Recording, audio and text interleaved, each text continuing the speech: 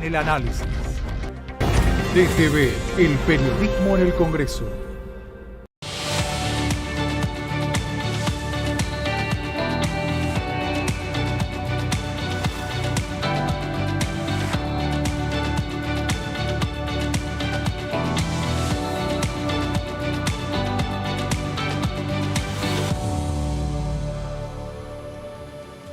Hola, hola, ¿cómo va? Aquí estamos, en entrevistas. Está bueno este momento, ¿eh? Bajamos las velocidades, pensamos en voz alta, con la cabeza, con el cuore. Hoy le damos la bienvenida al diputado Fabio Ketlax. Hay un montón de consonantes, pero Fabio Ketlax. Gracias, don Fabio. ¿Cómo va? Muy bien, gracias a vos. Gracias. Está bueno pensar, no solo 2 más 2, razonarnos para qué y por qué. Para aquellos que a lo mejor no te conocen, ¿por qué sos diputado? Bueno, soy porque es mi pasión, pero cómo llegué a diputado lo puedo contar. Yo me inicié en la militancia política a los 17 años, en el año 82. ¿Y hoy tenés cuántos años? 57. Y un rato. Pero yo me inicio en la militancia política y en un momento determinado ocurre un hecho, que es que yo viajo al exterior a estudiar en el año 87, y cuando vuelvo no me reintegro, digamos, a la militancia de ir al comité 2 veces por semana, esa, digamos, rutinaria. Estás hablando del comité, viene del radicalismo, Del radicalismo. la historia. Claro. Pero me quedaba mi red de relaciones, mis amigos eran amigos militantes, Claro. mis relaciones eran relaciones militantes, etc. Y me caso con una correntina en el año 91. ¿Te enamoraste? Sí, me enamoré, es mi esposa hasta el día de hoy. Está bueno. Viajo a vivir a Goya, Corrientes. vivo 4 años, vuelvo a la militancia política en Goya, porque en Goya el radicalismo no tenía organizada su juventud. Entonces Mirá qué bueno. el presidente del partido me dice, tu suegro me dijo que había militado, etcétera, esas cosas de pueblo. ¿Y de qué comías en Goya? Vivía, trabajaba de abogado junto a mi cuñado. ¿Ya eras abogado? Ya era abogado, trabajaba de abogado junto a mi cuñado y teníamos un estudio que había adquirido una pequeña fama local porque nos involucrábamos en cuestiones públicas muy Mirá qué bueno. decididamente. Mirá qué bueno. Por ejemplo, fuimos partícipe de una cuestión pública que conmocionó a la ciudad, que fue aquel tema del tráfico de bebés que denunció Sí, Marta claro. Pelón, y nosotros éramos los Sí, abogados claro, de conozco Marta. mucho el tema ese. Y entonces ahí tomábamos una... ¿Fuiste abogado de Marta? Los dos, mi cuñado y yo, sí. Claro, para aquellos que nos están escuchando y son tal vez muy jóvenes o no tanto, la hermana, es una religiosa, Sí. Marta Peloni, la encontramos de pronto caminando para encontrar la verdad por el asesinato y abuso de María Soledad, una muchacha catamarqueña, que el poder de turno y la complicidad de algunos llevó a la muerte y a un juicio, donde el poder político, en aquel momento el hijo de Sadi y otros tantos cayeron. Así Y fue. después la Marta se fue de Catamarca y se A fue a Goya, Corrientes. de donde ella anteriormente estaba en Catamarca, había sido rectora de Tal una cual, escuela tal cual. en Goya, y el obispado decide trasladarla y vuelve a Mira, Goya. vos trabajaste con ella, mira qué bueno ese. Y ahí viví hasta el año 95 en Goya, y cuando vuelvo, pasa como en el 87, vuelvo a Buenos Aires en el 95 y no me incorporo a la militancia política. Mira. Y empiezo un desarrollo profesional distinto, porque empiezo a trabajar con gobiernos locales y empiezo a formarme en desarrollo local y en gestión de ciudades, que va a ser de, Claro, digamos... vos sabés mucho sobre el hombre y su hábitat. Bueno, me especialicé en tema de la gestión territorial, exactamente. Y claro, la mayoría de mis clientes, por una razón obvia, eran intendentes radicales, Claro. pero no todos. También tuve No todos. otros de otros colores políticos. Y en esas vueltas de la vida empecé a adquirir un cierto reconocimiento en mi espacio profesional, dar clases en la facultad, ir a congresos. ¿Todos los seres humanos en una ciudad nos comportamos igual? No, no por suerte, porque justamente la ciudad es una experiencia de pluralismo. Plural significa más de uno. Sí, pero pluralismo en términos de diversidad también.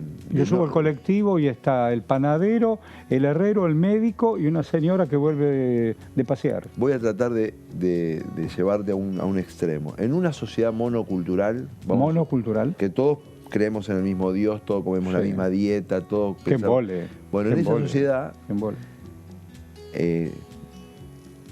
digamos, es una sociedad muy previsible, es una sociedad Más o menos. poco innovadora, porque todos tenemos la misma visión del mundo, y esas sociedades tienen una estructura normativa muy rústica porque todo el mundo cree en las mismas cosas. Cuando las sociedades empiezan a pluralizarse, hay migraciones, Sí, sí, tal etcétera. cual. Uno cree en un dios, otro cree en otro dios, Sí. unos son veganos, otros son carnívoros, unos son de Boca, otros son de River, etc. Esa experiencia nos obliga a normativizar más la vida porque unos quieren escuchar la música fuerte y otros no. Tal cual. Unos quieren ir más rápido en la calle y otros más lento, Tal etc. cual. Pero son sociedades más difíciles de gobernar, pero son sociedades más creativas, porque conviven en una misma sociedad muchas formas de ver el mundo. En eso que apuntás que es muy difícil de gobernar, digo, todos queremos una plaza para que los pibes jueguen. Todos queremos una avenida ancha para que entre más de un auto o más de un colectivo.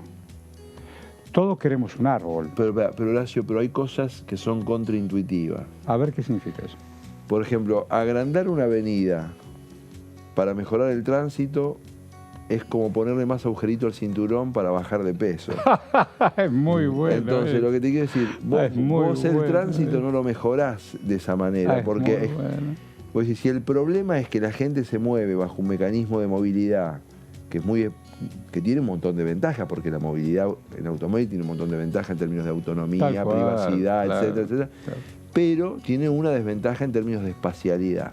Espacialidad. Y claro, vos sos una persona y ocupa 6 metros cuadrados. Tal cual. Entonces vos en un colectivo llevas a 30 y pico de personas con 10, 12 metros cuadrados. Es más fácil. Bueno, entonces ese tipo de problemas son los que tratamos de resolver, los que gestionamos ciudades. Yo digo cuando hace miles de años los humanos se acercaban o se constituían al lado del agua. Un río más grande, río más chico, mar más grande, mar más chico, pues necesitábamos el agua. Y después apareció la urbanidad. Y no todas las urbes o ciudades tienen agua. No, a ver, por supuesto, porque vos podés tener hoy, lo decimos hoy, podés tener el desafío de constituir una ciudad espectáculo como es Las Vegas en el medio de un desierto. Claro. O Brasilia. Porque controlás y haces la represa Hoover a unos cuantos kilómetros y le provees de agua y haces un negocio. Claro. O sea, esa ciudad espectáculo puede financiar esa represa y más, y vos podés trasladar el agua. Pero Hemos trasladado el agua desde tiempos inmemoriales. Pensá que los romanos tenían acueductos espectaculares, etcétera, entre otras cosas, es fantástico eso. porque en lugares donde no había agua quizás había otro recurso que era interesante. Cuando fueron imperio importante y llegaron a España, le hicieron un acueducto. Un montón, ahí está lleno de Montón. acueductos romanos por todos lados. Un montón. Los romanos, 5.000 años tiene eso. el de Segovia tiene 2000 y pico. Los romanos, la gestión del agua es parte de la inteligencia del imperio, ¿no? Me encantó. La Argentina, para que nos suba un poco la autoestima, digamos, nosotros regamos el Alto Valle, el ingeniero Jacobacci, el ingeniero Sí. Chipoletti, 60 años antes del fenómeno de riego de Israel. 60 años antes. Claro. Claro, porque Israel que tiene del Golán para abajo utiliza No. unas mangueritas y hace lo que puede. No, la experiencia israelí es majestuosa, pero yo digo esto porque ahora estamos a veces de capa caída y los argentinos hemos hecho grandes cosas. Sí, claro. La claro. experiencia de riego de Mendoza, etc. Y lo que digo del Alto Valle, Argentina produce esa transformación administrando el agua en el valle y 20 años después, 30 años después, lidera el mercado mundial de pomáceas. O sea, Es bárbaro. ¿no? Y hay una Claro. burguesía de base agraria que mandó a Sí. sus hijos a la universidad, etcétera, una prosperidad construida con el laburo. Argentina hizo grandes cosas y por eso... Pero vos ahí hablabas de gobernar. Para gobernar se necesita la política. Sí, claro. Vamos a saltar apenas unos minutos esto de gobiernos civiles y militares. Estamos en 40 años de democracia. Digo, no siempre nos pusimos de acuerdo. Para No, proyectos comunes. Pero digo. el sistema... No, pero el sistema institucional es un sistema que no se crea para ponernos de acuerdo, sino para administrar los desacuerdos. A ver de nuevo, ¿cómo es eso? Claro, en sociedades tan complejas como las nuestras, con tantos intereses Sí, claro. legítimos e ilegítimos Sí, sí. de todo tipo, Sí, sí. con tantas expectativas, etcétera, Sí. el sistema institucional no puede ni debe lograr que la gente se ponga de acuerdo a los martillazos, digamos, pero lo que logra el sistema institucional es que la intensidad del desacuerdo no sea disfuncional a la convivencia. Claro.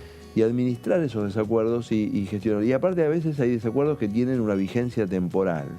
Por ejemplo. Voy a darte un ejemplo, ¿no? O sea, al momento de sancionarse la ley de divorcio vincular, probablemente en Argentina el Claro. 70% estaba a favor Año 84. y el 30% en contra, vamos a suponer. Sí, sí. Pero si hoy vos dijeras, che, vamos a ir para atrás. Sí. No, el 99% va a decir, no, precisamos claro. una herramienta por si me Pero llevo mal con mi totalmente, pareja, totalmente. qué hacemos con los pibes, qué sé yo, y tenemos una buena herramienta que vamos al juzgado y más o menos se arregla. Nos ponemos de etcétera. acuerdo. Entonces esa diferencia tuvo una vigencia temporal, digamos. Una cosa importante como sociedad nosotros es aprender, o sea, yo creo que la política también tiene que convocar al aprendizaje. El uso de instrumentos y de políticas públicas que fracasaron en otros momentos, por parte de cualquier gobierno, es una muy mala señal que le damos a la sociedad. Total, para las nuevas generaciones. Entonces, total. porque habla de nuestra falta de creatividad, Sí, etcétera. claro, Entonces, sí, claro. yo digo, tratemos de hacer del sistema institucional no algo que elimine las diferencias, sino que las module y que nos permita aprender. Decime, vos naciste en Wildes, nos están viendo en todo el país ahora. Wildes está cerca de la ciudad de Avellaneda. Es parte del partido. Estamos hablando del sur, Del ¿no? sur. Del sur. ¿Cómo era esa querida Wilde cuando eras pibe? Yo viví en dos lugares, en Wilde, en dos lugares distintos, y el quiebre es importante, lo voy a tratar de explicar. Era una zona fabril en la década del 40-50. Bien, de los 0 a los 7 años, que viví en Corbalán al 600, Qué linda. escuchábamos el pito de la fábrica.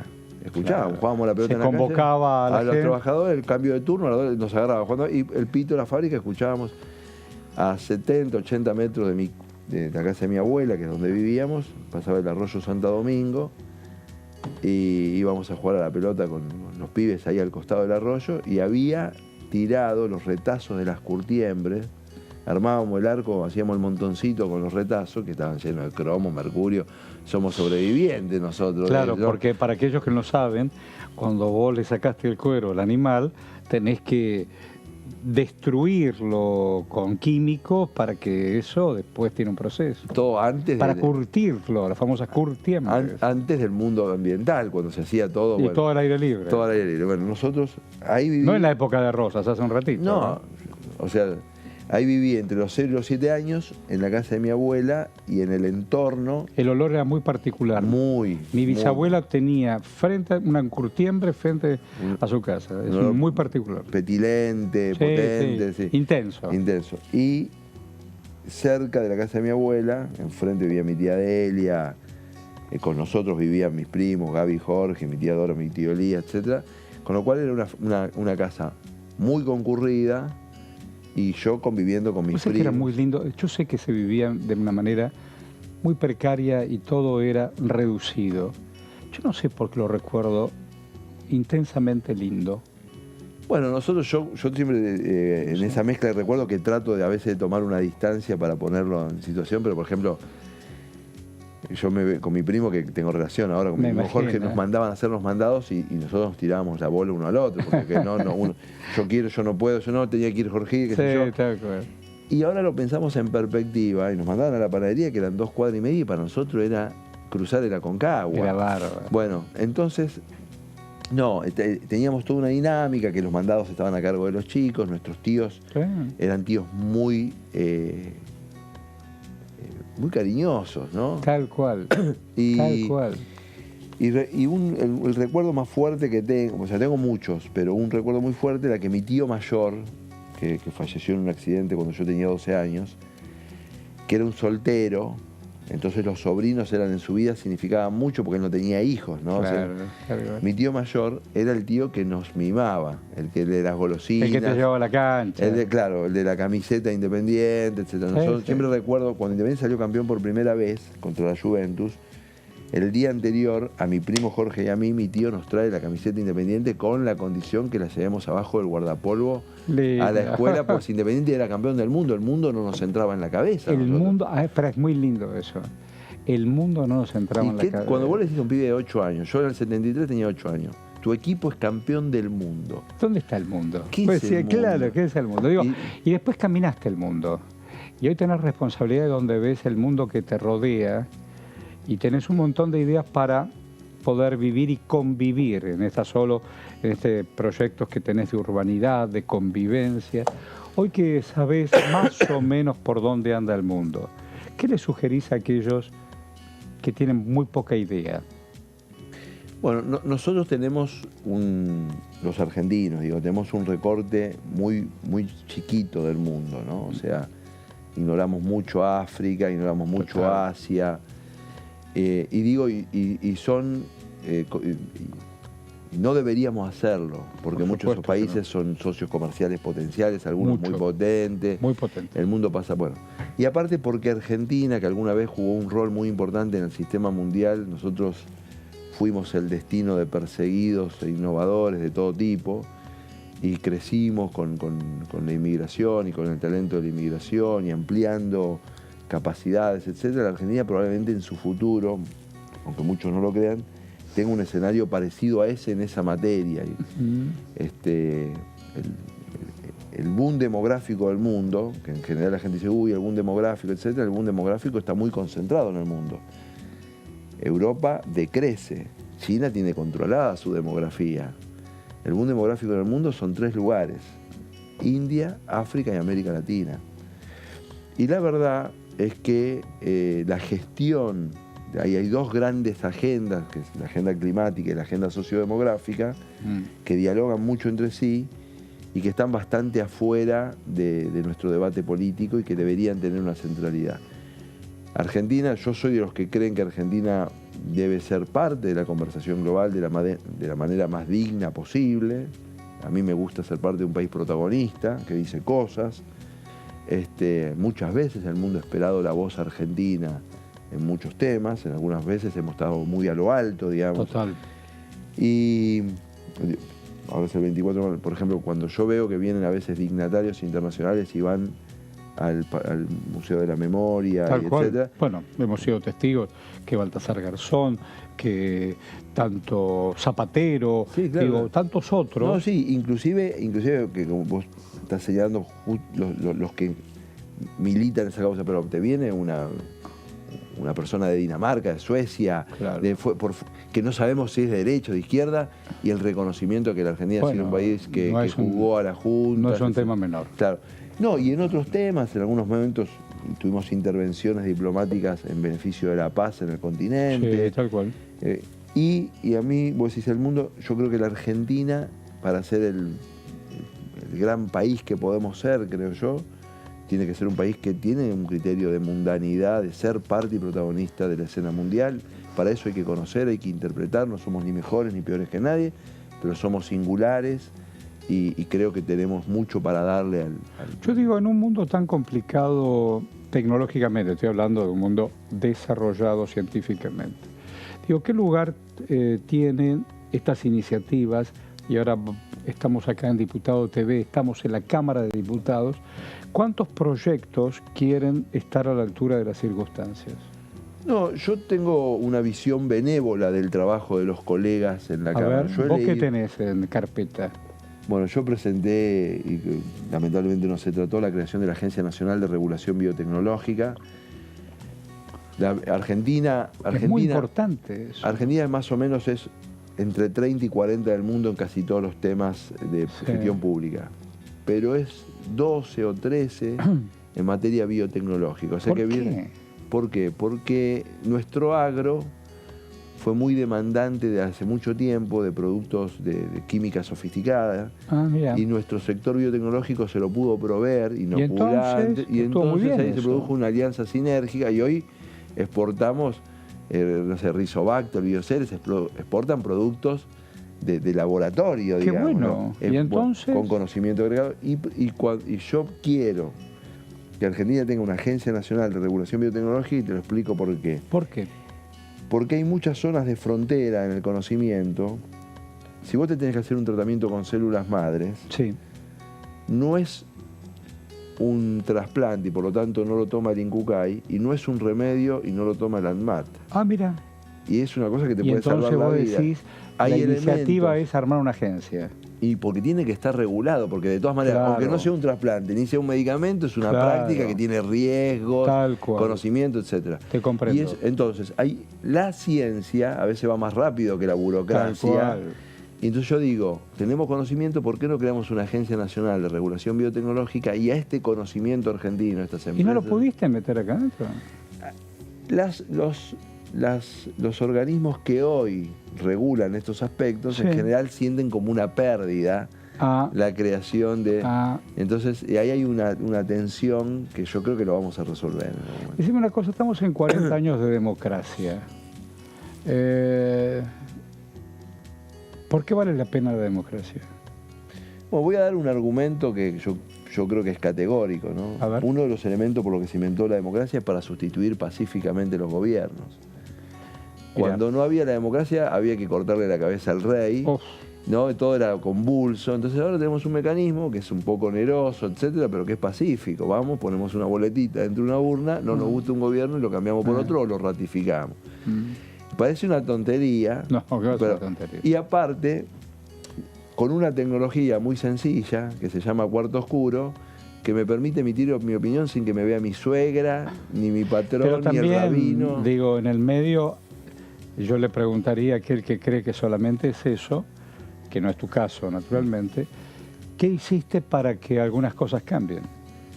Bueno, yo creo que... No estoy hablando de tu caso, No, estoy no, y hablando voy a hablar de del aquel mío. que cree que voto y chau. No, la democracia argentina es una frase muy repetida, las deudas de la democracia, etcétera, que yo creo Sí. que son deudas, no hay que echarle la culpa a la democracia y nosotros tenemos Con la que se mirarnos- come, se estudia. Bueno, todo. pero nosotros, estos 40 años de democracia conviven con un hecho de lo cual los argentinos no nos gusta mucho hablar, pero que precisamos hablar para resolverlo.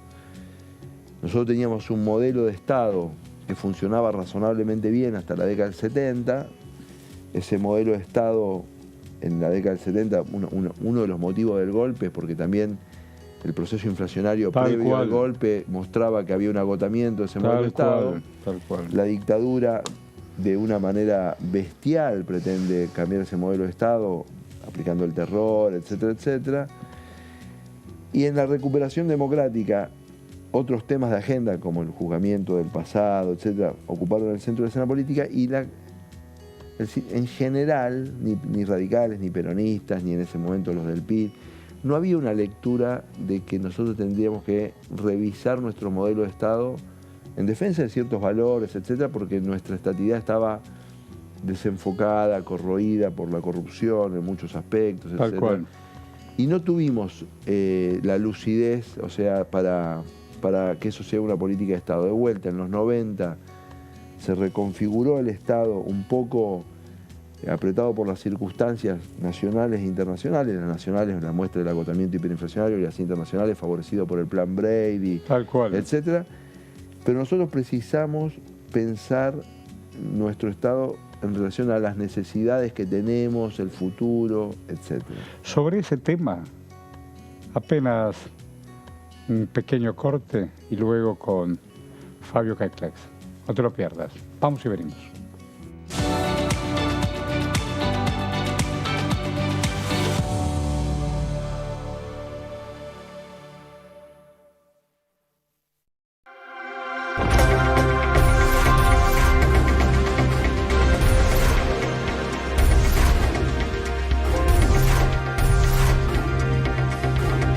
Ellos son tu voz en la primera edición.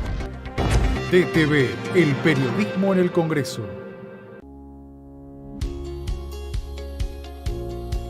La Cámara de Diputados tiene 257 miembros.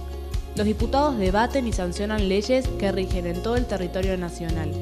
Algunas de las más importantes son el presupuesto de gastos generales del Estado, el Código Civil, el Código Penal, la forma en que se rige el trabajo, las jubilaciones, entre tantas otras.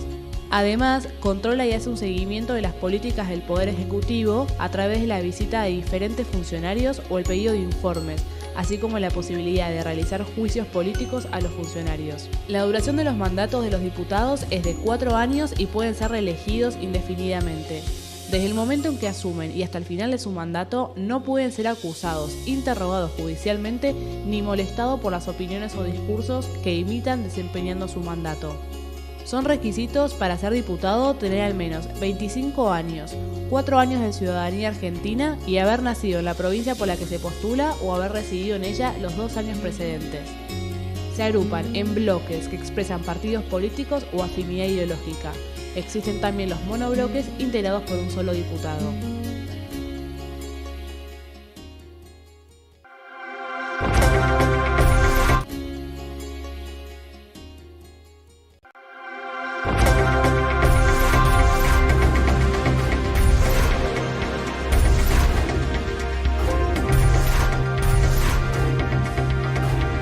Ellos son tu voz en la segunda edición.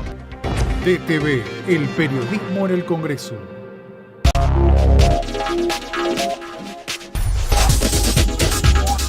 DTV Entrevistas, viernes 23 horas.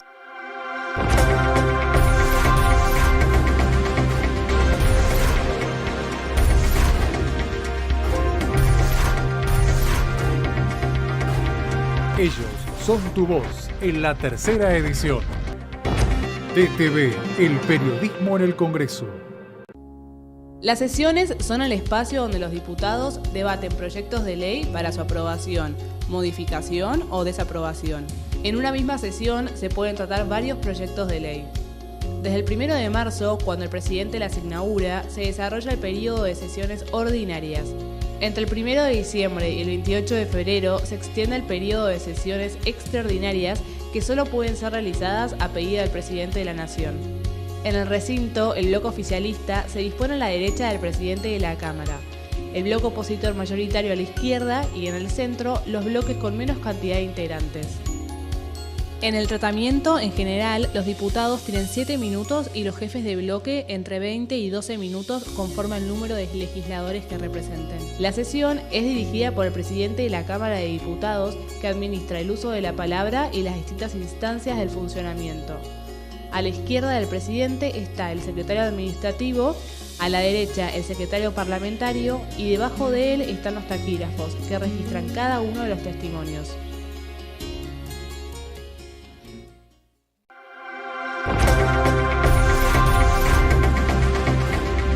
Ella es tu voz en DTV Noticias. DTV, el periodismo en el Congreso.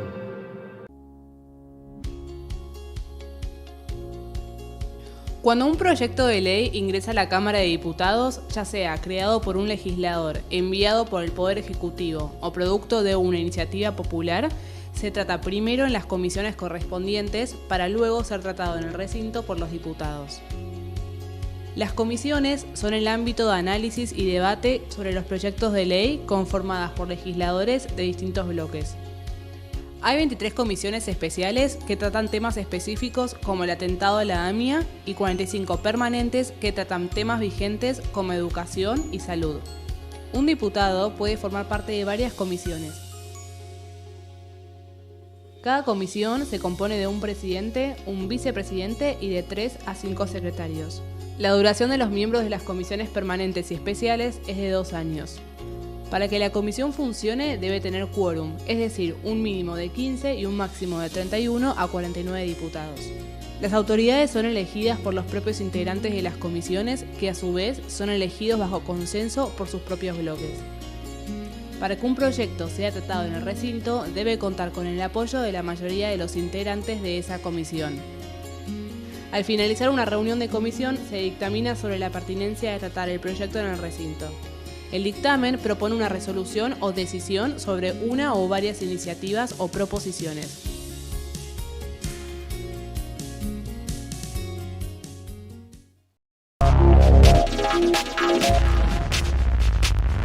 DTV es diálogo, análisis, información. DTV es pluralidad de voces, federalismo, libertad de expresión. DTV es todo lo que un país en democracia tiene que ser. DTV es tu voz en el Congreso. Este 2023 seguí eligiéndonos. DTV, el periodismo en el Congreso.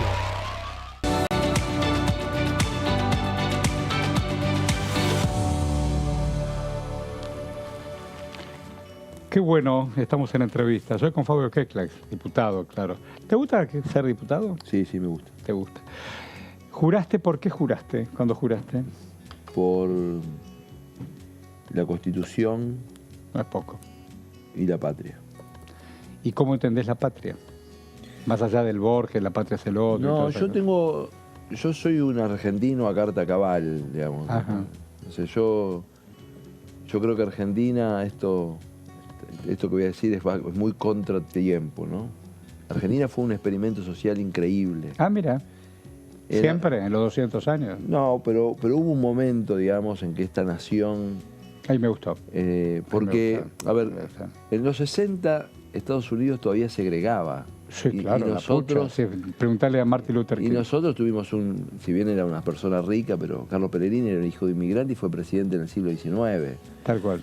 Y fundó el club más elitista del país, digamos, el Jockey, y era un hijo de inmigrantes, ¿no? Sí, claro. Tuvimos generales, primera generación de argentinos en la década del 40. Sí. Viene Sarmiento, resulta que en el estado de Massachusetts había educación pública, gratuita, Sí, laica, claro, y pero, trajo a las maestras. pero solo en Massachusetts. Epa. Y él lo trae y lo implanta en toda la Argentina. O sea, Sí. Arkansas, Alabama, Carolina del Norte no tenían. No. Bueno, y fuimos un experimento social increíble de integración, de productividad, de mundanidad. ¿Cómo se llamaba tu padre? José Franklin. ¿José?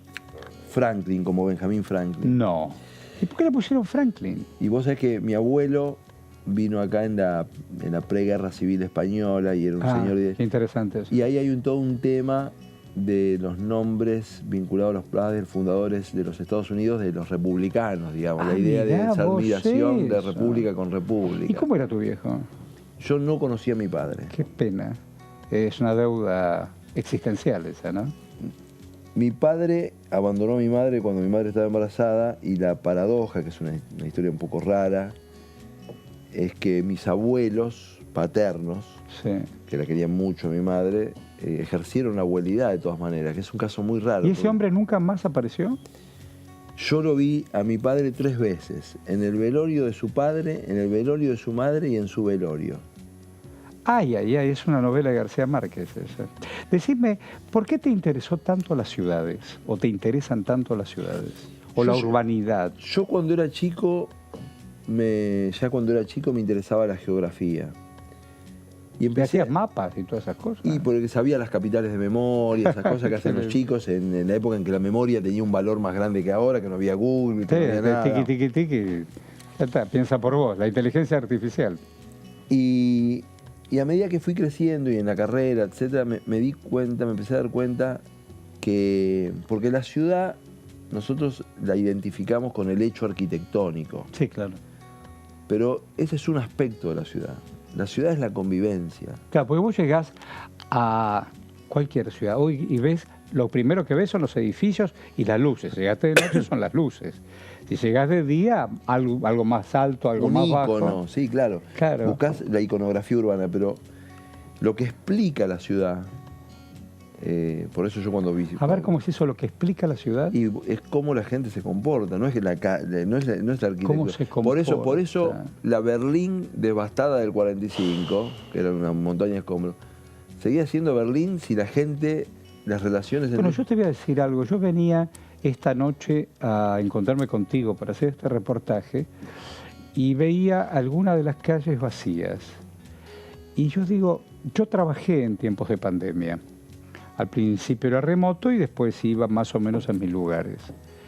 Y de pronto la ciudad parecía que todos se habían ido. En realidad estábamos todos guardados. Y de pronto empezó la soledad. Bajaban las persianas de lugares donde nos encontrábamos para tomar un café o para jugar a la pelota. Hay un antes y después. ¿Cómo te trató a vos la pandemia? en esta cosa urbana? No, yo la pasé bien porque en casa convivimos bien, que ese es un dato, ¿no? O sea, vos No es un imaginate, tema menor. claro. Y porque también, de alguna manera, y yo lo digo, una familia que vive en 100 metros cuadrados, somos unos privilegiados, porque vos podés tener una computadora ahí, yo puedo tener una computadora acá. Y nosotros, un monoambiente con un solo celular, vos pensás que hay donde lugares, los chicos tenían que hacer los deberes y vos hacer tu trabajo. ¿No? y vos pensás que hay lugares que fueron pensados, vos decís el monoambiente, un profesional joven que llega a las 6, 7 de la tarde del trabajo, tira la mochila, se va al gimnasio, viene, se baña, se prepara algo, al otro día se levanta, toma un café, sale al trabajo. Ese lugar está pensado para que vos entres y salgas.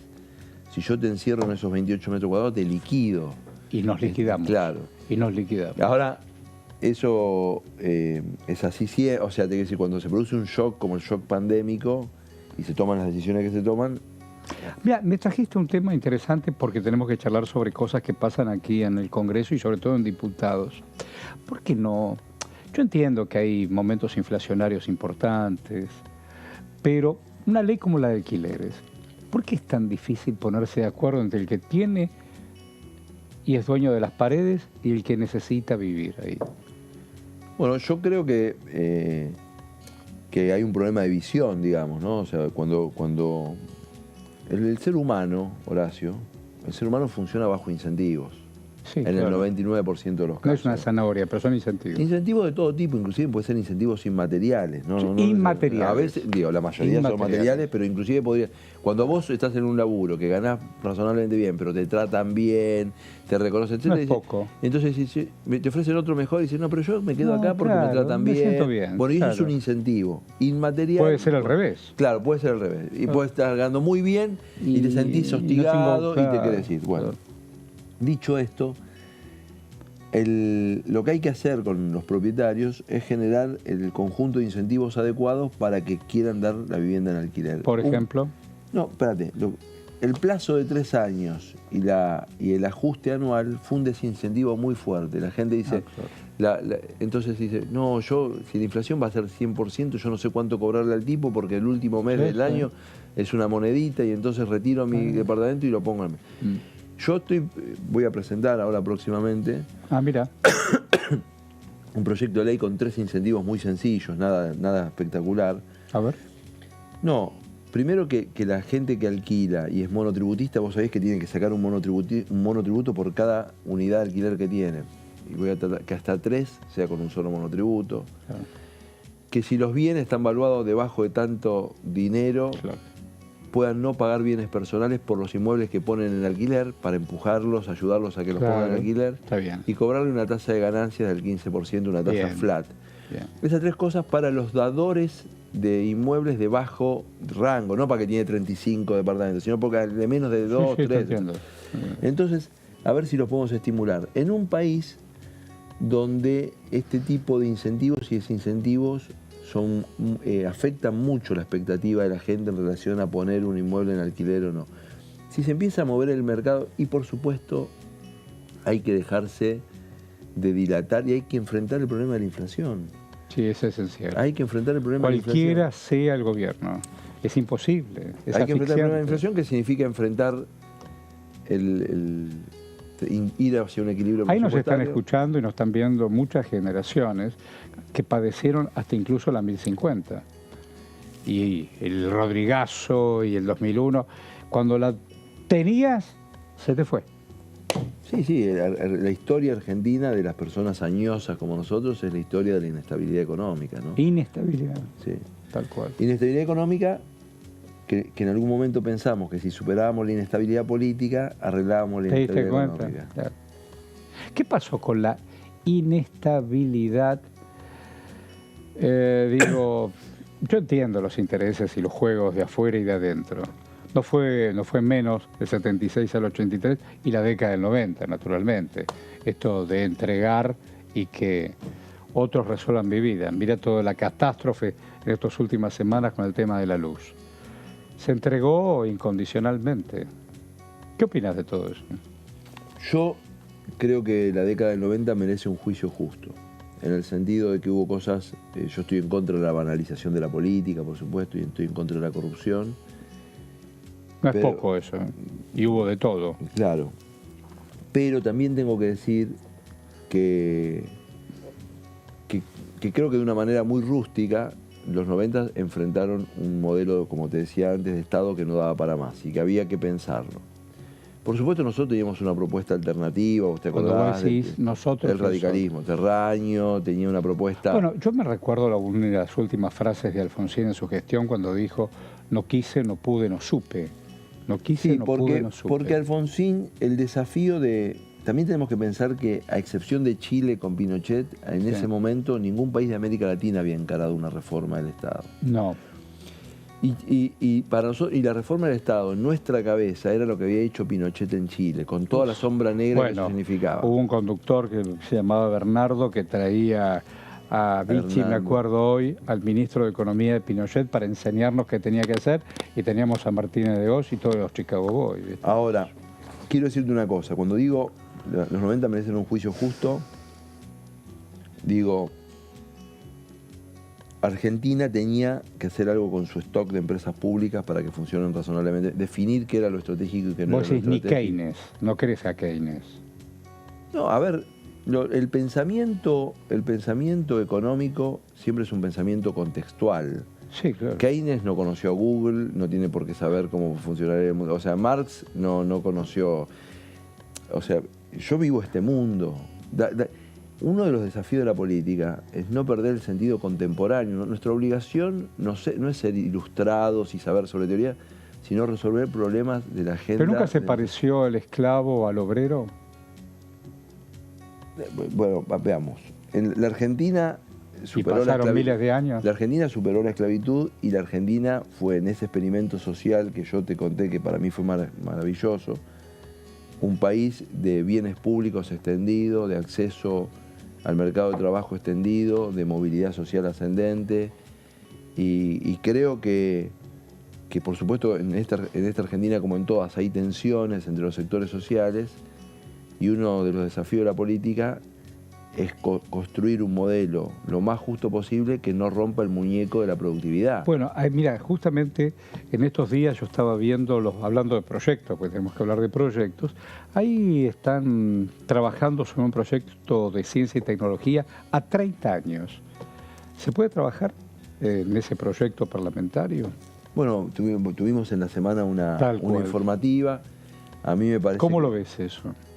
A mí me parece que está bueno, yo no me gusta el plan que se presenta, pero sí estoy dispuesto a discutirlo y me parece que corresponde que sea discutido y me parece que es un aporte... No es muy lejos 30 años. No, pero aparte quiero decirte esto, me parece que es un aporte que el Ejecutivo nos mande un plan, ¿no? O sea, de todas maneras. No es menos.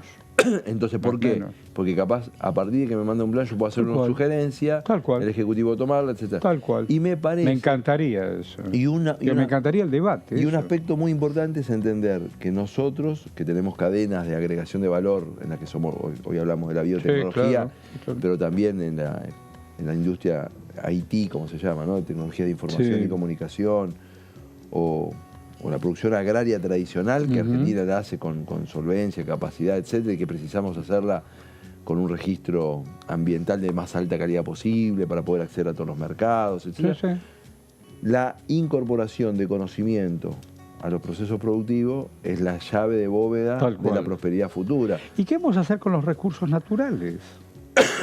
Porque yo creo que no hay ningún país del mundo, lo dije en una comisión, no hay ningún país del mundo que renuncie a aprovechar sus recursos naturales. No, claro. Entonces, Argentina, que tiene activos, hoy el litio, el hidrógeno verde, importantes, etcétera, agua, tiene que superar lo que yo llamo la cultura de la cancelación, en el sentido de que una vez es una minoría impugna una actividad económica, en algunos casos porque es novedosa, en otros casos porque es riesgosa, etcétera, y creo que nosotros tenemos universidades, instituciones públicas de mediación, etcétera. Tenemos que constituir un orden para aprovechar nuestros recursos naturales que generen empleo, prosperidad, recursos fiscales, dinamismo económico, etcétera, sabiendo que en algunos casos hay situaciones de fragilidad ambiental que las tenemos que controlar, necesitamos un Estado profesional, pero no podemos renunciar a aprovechar nuestros recursos naturales, como tampoco podemos tener una actitud predatoria, ¿no? Entonces, No tener una actitud de predatorio. entonces ahí hay mucho por hacer. Yo creo que generalmente la política pendula entre no hacer. La verdadera cuestión del desarrollo no es la discusión entre no hacer o hacer, sino es la discusión sobre cómo hacer. Sí, estoy de acuerdo. Entonces, Ahí en el ida y vuelta también estuve viendo que hay discusiones que hacer incluso con ese monotributo TECH que tiene que ver con los monotributos a la tecnología. Es decir, si vos trabajás para una empresa multinacional y te depositan afuera, pero vos tenés que pagar acá, tributar acá, ¿qué opinás de ese monotributo TECH? bueno, el problema de fondo, que es el problema del desdoblamiento cambiario, ¿no? O sea, Claro. y quizás este termina siendo una pequeña válvula para un pequeño sector que factura relativamente poco para afuera y para poder recibir los dólares acá y no tenga que abrir una cuenta en Uruguay, cruzar con el buquebús, etcétera, etcétera. A mí me parece que el próximo gobierno, quizás no como fue en el gobierno del presidente Macri de un día para el otro, pero tiene... Los países que prosperan no tienen desdoblamiento cambiario, ¿no? Entonces, Los países que prosperan no tienen desdoblamiento cambiario. ¿no? Entonces, la pregunta es, porque los argentinos siempre nos ponemos en un lugar de excepcionalidad. Qué No, bueno. es decir, bueno, tenemos que tener un tipo de cambio para funcionar. Eso es un esfuerzo, porque evidentemente si vos hoy tenés 210... Vamos a tener que tener espalda para eso. Bueno, y aparte porque cada vez que salís de estas situaciones implica una devaluación, esa devaluación implica una inflación por unos cuantos meses y una caída del salario real. Pero lo cierto es que el desdoblamiento cambiario produce un desaliento muy fuerte a mediano plazo, enorme. Entonces terminamos haciendo un instrumento porque no arreglamos el problema de fondo, que es el desdoblamiento cambiario. ¿Qué te quedó de ese romance con aquel radicalismo que cuando eras pibe te deslumbró? Mucho, porque el radicalismo, como el peronismo, Sí, claro. son culturas políticas y por lo tanto uno puede cambiar de posiciones. Y Claro. esa, viste que yo siempre digo, el que pasa por el Ganges del radicalismo, la Constitución la leyó, digamos, o sea, Alfonsín lo escuchó. Somos una cultura política institucionalista, un partido... Que no es un tema menor. Somos una cultura política reformista, o sea, nosotros creemos que gobernar las instituciones del Estado para incidir en los procesos sociales vale la pena. O sea, no pensamos que todo tiene que la vía revolucionaria o el abolicionismo de Estado. Pensamos, Sí. y esa cultura política vinculada... ¿Tuviste maestros de la política? ¿Maestros en política? Tuve personas que me influyeron en política, sí. Por ejemplo, además de Alfonsín. Bueno, Alfonsín influyó mucho en mí, Me imagino. muchísimo, y ¿Lo conociste? lo conocí, habré tenido una decena de conversaciones con él, no era una persona, yo No, pibe, pero bueno, no es poco. Sí, lo conocí, sí, lo vivo, es una relación que vivo con emoción a la Me distancia imagino. ahora. Me imagino. Ha influido en mí Ernesto Sanz, lo conocí, tuve diálogos políticos interesantes, Jesús Rodríguez. Ah, mira, hace mucho tiempo que no lo veo Jesús. Jesús, Hace mucho tiempo. No lo es veo. una persona con la que siempre me da gusto. Que también le tocó el último tramo, ¿no? Sí. Después de Don Pugliese. Sí, claro. Claro. Tuvo ahí, bueno, un gesto de dignidad militante en el sentido que si... Sí, claro. Sí. Le pidieron y ahí estuvo. Estuvo. Yo creo que nosotros podemos ver una grandeza en eso. Él lo sabe. En el caso mío... ¿Te acuerdas cuando éramos pibes y veíamos los debates y escuchábamos los debates acá? El otro día lo vi a Leopoldo en unos pasillos, le digo, pensar que yo el otro día te reivindiqué en el ida y vuelta con Manzano, pues ahora estoy repasando los 40 años. Fue muy interesante ese congreso. Sí. Muy interesante ese congreso. Bueno, esa generación que integró Leopoldo... Y el Chacho Jarolaski, que le gritaba al otro, y los hermanos Stubrin. Entre otras cosas, veníamos de muchos años, de no discutir, y un congreso que tenía que discutir cosas muy gordas, ¿no? La deuda, Podemos rescatar también a don Bernardo Grispun, que fue al exterior a negociar algo que no teníamos, la deuda también externa que los milicos habían aplicado, ¿no? Sí, se discutió acá el acuerdo de paz con Chile, temas muy Estaba don gordos. Caputo, Dante Caputo, que se peleaba con Sadi, Con Sadi. que las nubes de Úbeda decía. Sí, me quedé en esto de quienes influyeron. A ver, ¿te interesa? Sí, Bueno, no, el gran público no lo conoce, pero como te decía en el corte, influyó mucho en mi vida mi suegro. Ponele nombre, apellido y qué hacía ese hombre. Enrique Basel, él era liquidador de impuestos en Goya, había sido... Pues estamos saliendo en todo el país, así que la gente de Sí. Goya Corriente nos escucha. Había sido intendente entre el 73 y el 76. Ah, mira, Yo me mudé, peronista, peronista, yo me mudé en el año... con la vuelta de Perón, claro. Con la vuelta de Perón. Peronista, una persona memoriosa, una persona de una amabilidad extrema, una persona de unos modos espectaculares y con un liderazgo muy raro, porque era un liderazgo persuasivo, una persona que tenía la palabra correcta siempre. ¿Era un hombre honesto? Muy, muy honesto, un hombre que ingresó a la política con una posición económica holgada y salió de la política muy pobre. Lo dejó todo. Sí, también en esa cultura política que hacer política era kilómetros y atender, Y la ponía de su bolsillo. atender al compañero en tal lugar o en tal otro Sí, que había sí. pasado una circunstancia y mandarle algo. Digo, ¿eso es mística? ¿Qué es eso? ¿Qué, además de convicciones, qué es eso? ¿Compromiso? ¿Cómo Bueno, se llama ahí eso? viste que en la política representa una ecología un poco rara, ¿no? Están los que están solo por el poder, porque les interesa el poder, están los que les gusta el poder y el reconocimiento. ¿Qué será el poder? ¿Viste? Además de saber dónde están los botones. No, y hay una sensación, ¿viste? Hay personas que construyen el poder como una sensación interna. Claro. Yo creo que toda exhibición de poder es una demostración de debilidad también. Es obsceno. Entonces, yo creo, en lo personal que Es una demostración de debilidad. Ah, mira. Claro. ¿Ah? Y No lo pensé por ahí. yo que en lo personal creo que uno que va a la función pública, que es uno de los espacios de poder, porque también se puede ser poderoso. Total. Uno que va a la función pública tiene que ir a Total. recuperar la idea de servicio público y decir, bueno, estas son mis ideas, Yo las defiendo. estas son mis ideas, las defiendo. No y- como Groucho más. Si no le gusta, tengo No, otra. y esta es mi y pretenden ser una contribución a que vivamos mejor. Uno de los problemas que tiene la política, Horacio, muy grave, tremendamente grave, es que un montón de colegas han abandonado el rol referencial de la política. Sí. Entonces vos marean a sus votantes, a la Sí, mañana, mañana. a la tarde.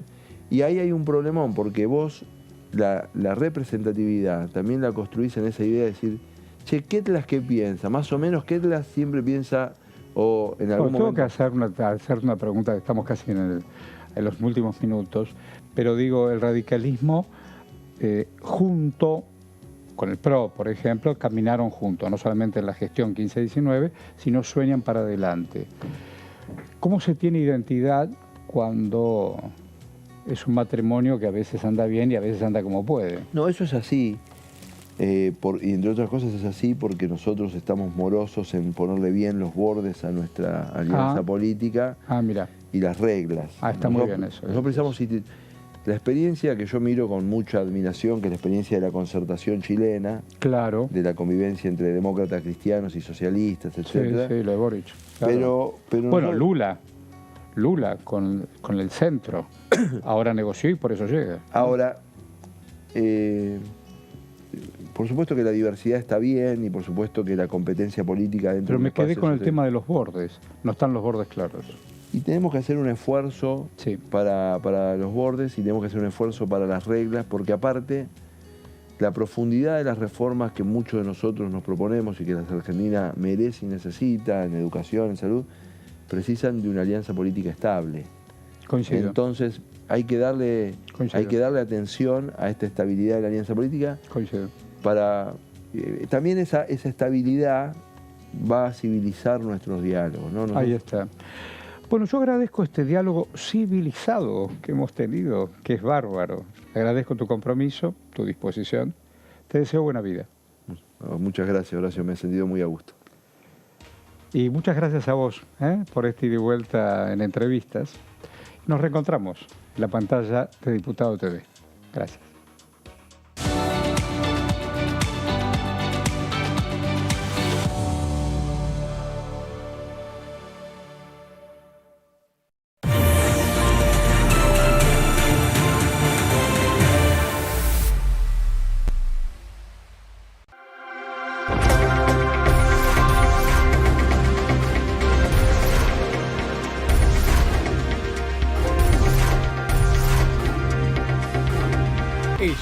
son tu voz en la primera edición.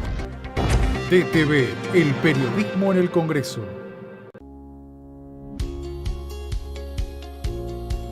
La Cámara de Diputados tiene 257 miembros. Los diputados debaten y sancionan leyes que rigen en todo el territorio nacional. Algunas de las más importantes son el presupuesto de gastos generales del Estado, el Código Civil, el Código Penal, la forma en que se rige el trabajo, las jubilaciones, entre tantas otras. Además, controla y hace un seguimiento de las políticas del Poder Ejecutivo a través de la visita de diferentes funcionarios o el pedido de informes, así como la posibilidad de realizar juicios políticos a los funcionarios. La duración de los mandatos de los diputados es de 4 años y pueden ser reelegidos indefinidamente. Desde el momento en que asumen y hasta el final de su mandato, no pueden ser acusados, interrogados judicialmente, ni molestados por las opiniones o discursos que imitan desempeñando su mandato. Son requisitos para ser diputado tener al menos 25 años, 4 años de ciudadanía argentina y haber nacido en la provincia por la que se postula o haber residido en ella los 2 años precedentes. Se agrupan en bloques que expresan partidos políticos o afinidad ideológica. Existen también los monobloques integrados por un solo diputado.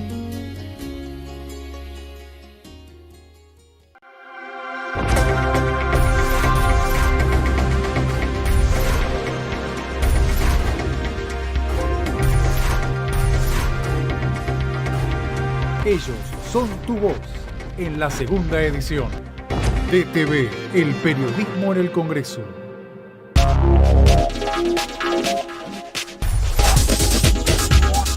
DTV Entrevistas, viernes 23 horas.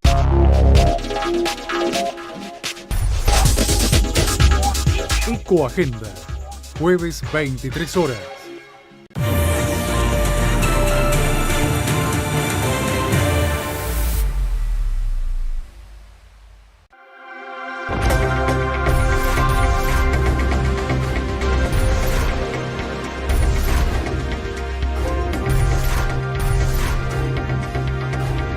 Ellos son tu voz en la tercera edición.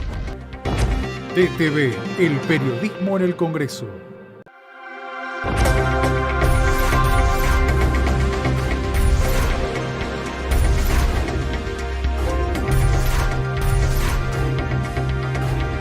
Ellos son tu voz en el análisis. DTV, el periodismo en el Congreso.